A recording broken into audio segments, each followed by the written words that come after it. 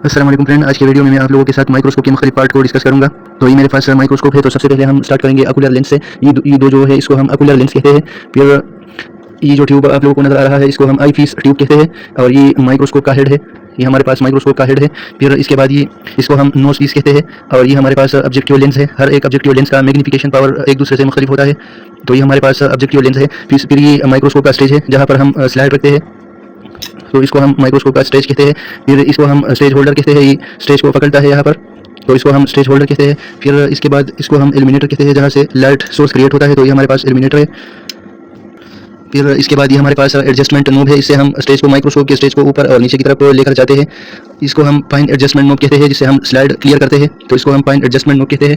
इसके बाद ये माइक्रोस्कोप का बेस है। इसको हम माइक्रोस्कोप का बेस कहते हैं। इसके बाद ये लाइट, इसको हम लाइट एडजस्टमेंट नोब कहते हैं। यहाँ से हम लाइट को कम या ज़्यादा कर सकते हैं।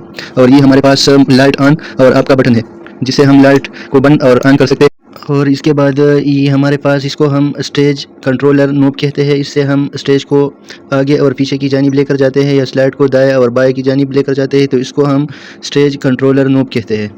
तो ये था आज का हमारा टॉपिक, जिसमें हमने माइक्रोस्कोप के मुख्तलिफ पार्ट डिस्कस किए। मज़ीद वीडियोज़ के लिए मेरे यूट्यूब चैनल को सब्सक्राइब करें। शुक्रिया।